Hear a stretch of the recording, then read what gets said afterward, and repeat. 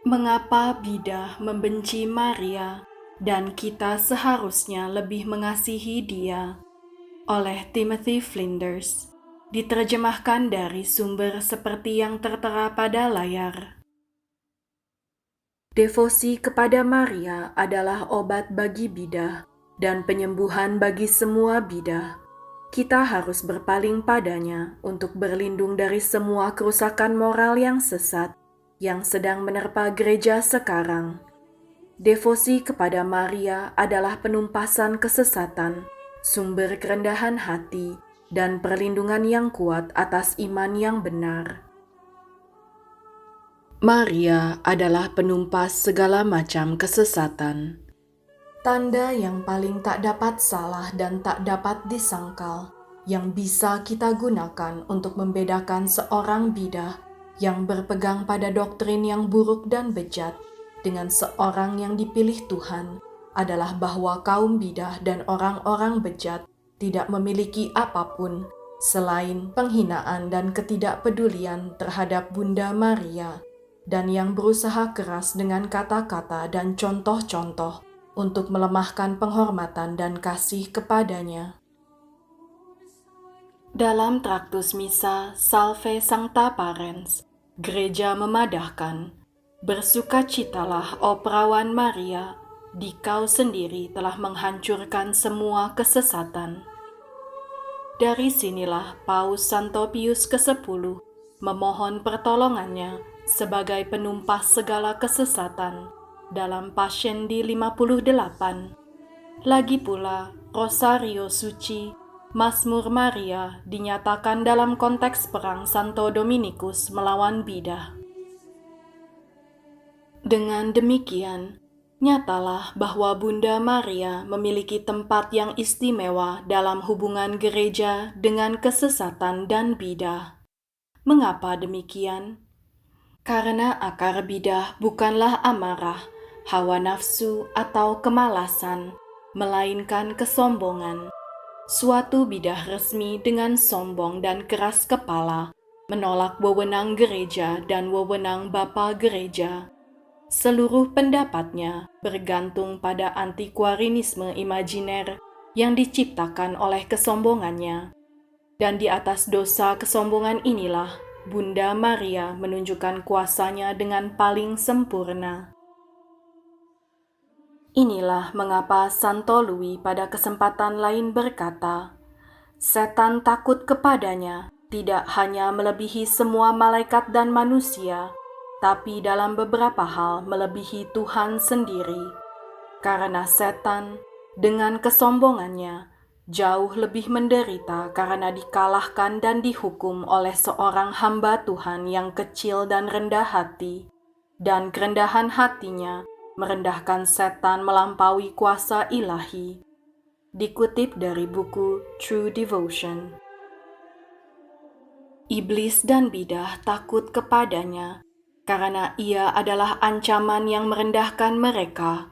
Mereka menyerang dia dengan dalih menjaga kehormatan Allah. Pada kenyataannya, mereka tahu bahwa Maria akan menghancurkan pendapat-pendapat mereka yang congkak. Kerendahan hati dianggap keji oleh orang congkak. Seperti yang tertulis pada kitab Sirak, bab 13 ayat 20. Bagaimana Maria merendahkan mereka yang congkak hati. Ketika Roh Kudus memuliakan Maria melalui mulut Santa Elizabeth, Maria berkata, ia memperlihatkan kuasanya dengan perbuatan tangannya dan mencerai-beraikan orang-orang yang congkak hatinya.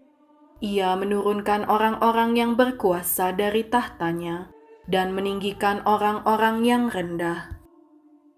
Seperti yang tertulis pada Injil Lukas bab 1 ayat 51 sampai dengan 52.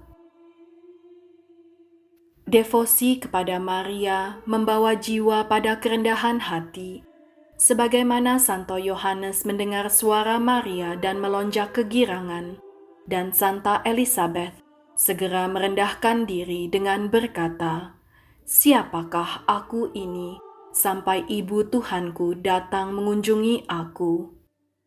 Seperti yang tertulis pada Injil Lukas bab 1 ayat 43. Kita juga mengenal kerendahan hati ini jika kita memuliakan Maria. Maria melampaui kita karena Allah menghendaki Yesus Kristus dinyatakan kepada dunia melalui Dia. Berdasarkan kodratnya, semua manusia setara dengan Dia. Berdasarkan rahmat dan jasa, Ia lebih terhormat dari kerubim dan lebih mulia tak tertandingi dari serafim. Dalam Maria, kerendahan hati kita benar-benar diuji, karena Maria adalah seorang manusia, bukan Tuhan. Semua orang mengupayakan kerendahan hati di hadapan Tuhan, dan kaum bidah keliru menganggap diri mereka rendah hati, karena mereka berkata bahwa mereka tunduk pada Allah. Tetapi kesombongan mereka tersingkap ketika mereka menolak tunduk pada manusia, baik wewenang yang sah maupun perkataan orang bijak.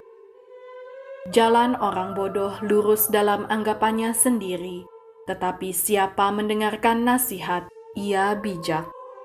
Seperti yang tertulis pada kitab Amsal bab 12 ayat 15. Seseorang yang rendah hati bahkan bisa merendahkan dirinya di hadapan orang jahat, sebagaimana yang telah Tuhan Yesus lakukan. Akan tetapi, kaum bidah tidak memiliki kerendahan hati di hadapan manusia. Pada kenyataannya, kaum bidah berusaha memaksakan pendapat pribadi mereka kepada semua yang berwewenang. Mereka tidak memiliki kerendahan hati di hadapan manusia manapun, melainkan larut dalam diri mereka sendiri, sebagaimana telah ditunjukkan oleh sejarah Protestantisme. Adalah mudah untuk berpura-pura rendah hati di hadapan Tuhan, sambil meninggikan dirimu sendiri di atas semua manusia. Ini cara kaum bidah. Seseorang yang rendah hati di hadapan Maria akan rendah hati di hadapan mereka yang diberi wewenang. Maria secara khusus menghentikan kesombongan para bidah dengan menyatakan bahwa mereka tidak mungkin memiliki Yesus seorang untuk diri mereka sendiri, karena Tuhan Yesus selamanya mengikatkan dirinya kepada bundanya melalui penjelmaannya. Sebagaimana penjelmaan menjadi dasar penebusan, yang tanpanya sengsara atau kebangkitan tak mungkin ada, pribadi manusia Yesus tidak mungkin ada tanpa pribadi Maria. Persatuan sejati dengan Kristus akan mendatangkan kasih kepada Maria sebagai ibu kita, yang secara alami mendatangkan Yesus ke dunia ini. Devosi kepada Maria adalah ujian bagi ortodoksi. Karena devosi kepada Maria merupakan sumber kerendahan hati, devosi ini menjadi ujian yang sangat menentukan bagi ortodoksi. Misalnya, kekurang cerdasan Santo Yohanes Vianney menjadi batu sandungan bagi penahbisannya. Karena itu ia diuji dengan cara berikut ini. Vikaris Jenderal bertanya kepada pemimpin seminari, apakah Vianney seorang pemuda yang saleh? Apakah dia berdevosi kepada Santa Perawan Maria? Pihak berwenang dapat sepenuhnya meyakinkan Sang Vikaris Jenderal tentang hal ini. Kalau begitu, kata Vikaris Jenderal, saya akan menerimanya. Selanjutnya, terserah kepada rahmat ilahi. Dan demikianlah gereja menahbiskan calon-calon imam parokinya. Kadang-kadang sesederhana menanyakan, apakah seseorang berdevosi kepada Maria? Jika seseorang berdevosi kepada Bunda Maria, ia tidak mungkin menjadi seorang bidah. Santo Louis berkata lagi, jika engkau mengikuti dia, kata Santo Bernardus, engkau tidak mungkin menyimpang dari jalur. Karena itu, jangan takut bahwa seorang putra Maria sejati dapat dikelabui oleh si jahat atau terjerumus ke dalam bidah resmi manapun. Di mana ada tuntunan Maria, di situ tak akan pernah ada roh-roh jahat dengan tipuan-tipuannya, maupun bidah-bidah dengan kelicikan-kelicikannya. Ipsa tenente non corruis, dikutip dari buku True Devotion. Devosi sejati kepada Maria menjaga kita dari kesombongan yang berlebihan. Terlebih lagi di zaman kita, mari kita kenang kembali. Dia berdiri teguh, kendati menyaksikan sengsara dan kematian Tuhan kita. Kita pun harus berdiri teguh, bahkan saat kita menyaksikan sengsara dan kematian gereja.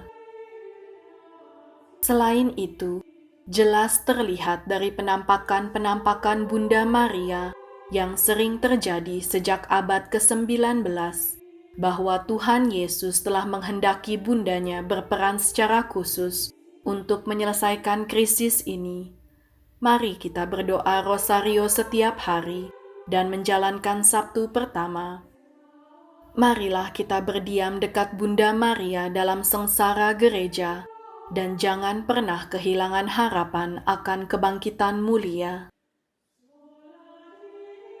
O Maria in amore tui perseverent filii. O Maria, semoga anak-anakmu setia mengasihimu.